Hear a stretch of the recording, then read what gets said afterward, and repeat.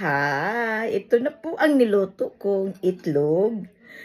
Nano ko, yung scramble ko. Scramble egg at saka tinotoast ko na bread. Dalawang toasted bread ko today. So, this morning, 2 slices of toasted bread. Ayan. So, basa pa po ang buhok ko, mga kapamilya. Just woke up lang po, tapos naligo. Tapos ngayon, breakfast tayo. Happy Friday! So, ayan guys, tingnan nyo sa likod ko pa guys. Oh, ayan, may snow. Oh, ayan pa. Ang ice. May snow pa guys. Snow ice pa. Hindi pa umalis. Pero malapit na yung umalis. So, ito mayroon pa akong fruit juice. So, last glass of fruit juice of mine na po ito. Pero, mamaya, bibili po ako. Punta ako ng tindahan. At ito, may prutas po tayo. O, diba? Masarap. So, thank you, Lord. Love you, Lord. So, God bless po sa ating lahat. So, ito po, nakaano sa cellphone ko eh. May mag-pop up. Tumawag yata ang anak ko. Maputol to. So, ayan. May ano tayo, guys. Masarap. Bago akong ligo, malinis po ang kamay ko. I have 2 hands, the left and the right. Hold and a pan, so clean and bright, diba? Clean. Bagong ligo kasi. So, kain po tayo. Masarap po ang itlog sa katawan, guys. So, ayan, huwag masiduhin ng lagay para manok sa toast ko. Toasted bread ko. Ayan. May toasted sliced bread po tayo. So, kain. Thank you. Ay, kalimutan. Huwag kalimutan, Panginoon. Sorry. So, Lord, in the name of Father, the Son, the Holy Spirit. Amen, Lord. Thank you.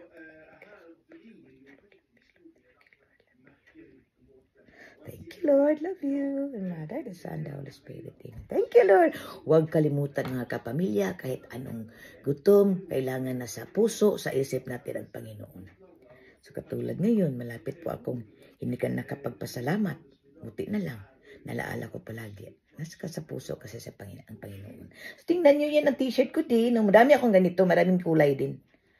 So ito sinuot ko today is because yung ilagay ko sa ibabaw is sweatshirt na green. Kaya para magmamatch-match siya, ito ang ko, sinuot kong kulay. So, ayun. So, kumusta po kayong lahat? Kain po tayo. Happy morning. Good morning, everyone. Kain po tayo.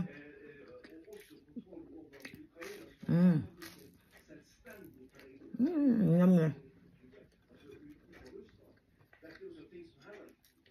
Tapos may melon tayo dito, masarap.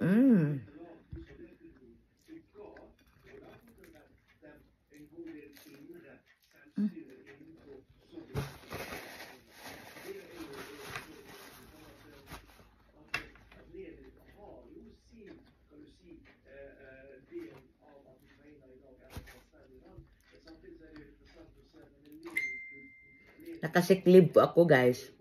Ito ang nakakaganda ng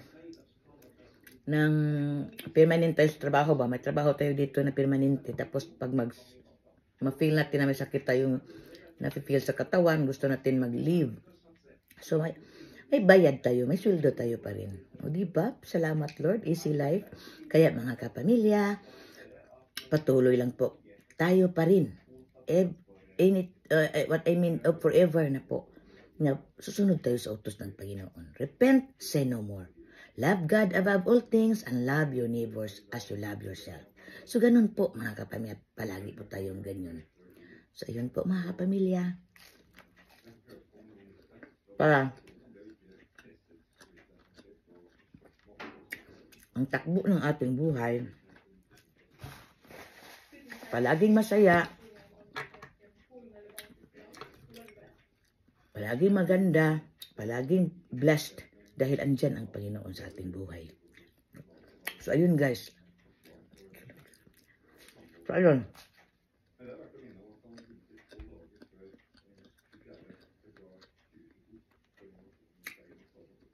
God bless po sa ating lahat palagi.